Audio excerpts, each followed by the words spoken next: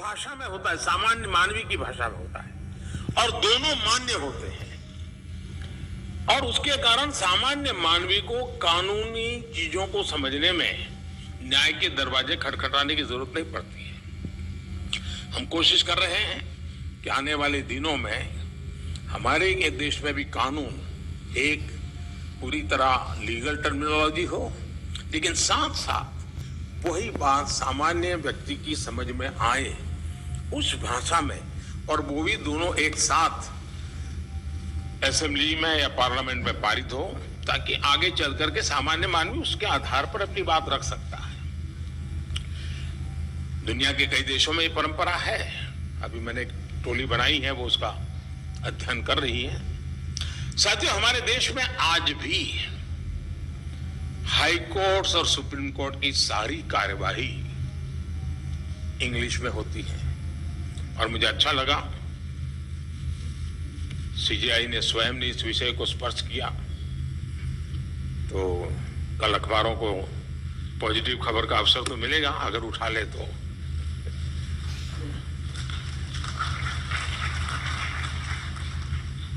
नहीं, उसके लिए बहुत इंतजार करना पड़ेगा। साथियों, एक बड़ी आबादी को न्यायिक प्रक्रिया से लेकर फैसलों तक को समझना मुश्किल होता है। हमें इस व्यवस्था को सरल और आम जनता के लिए ग्राह्य बनाने की जरूरत है।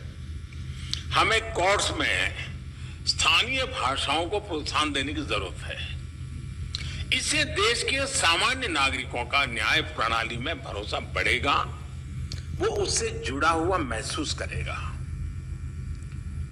अब इन समय हम एक कोशिश कर रहे हैं कि टेक्निकल एजुकेशन और मेडिकल एजुकेशन मातृभाषा में क्यों नहीं होना चाहिए। हमारे बच्चे जो बाहर जाते हैं दुनिया की वो भाषा कोशिश करते हैं पढ़ करके फिर मेडिकल कॉलेज की, तो हम हमारे देश में कर सकते हैं। और मुझे खुशी है कई राज्यों ने मातृभाषा में टेक्निकल एजुकेशन, मेडिकल एजुकेशन के लिए कुछ इनिशिएटिव लिए हैं।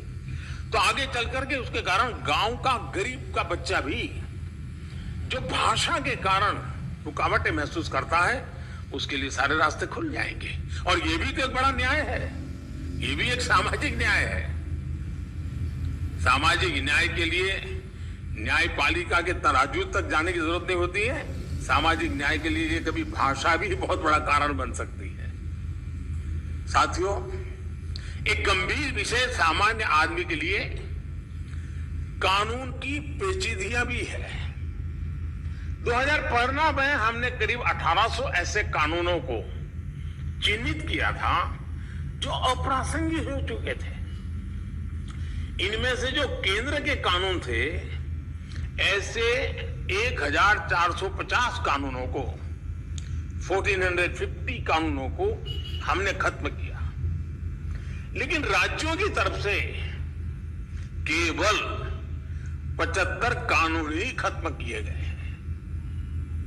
मैं आज सब बड़ी आदरणीय मुख्यमंत्रीगण यहां बैठे हैं, मैं आपसे बहुत आग्रह करता हूं कि अपने राज्य के नागरिकों के अधिकारों के लिए, उनकी ईज ऑफ लिविंग के लिए आपके यहां भी ये कानूनों का इतना बड़ा जाल बना हुआ है, काल बाह्य कानूनों में लोग फंसे पड़े हैं, उन कानूनों को निरस्त करने की दिशा में आप कदम उठाइए।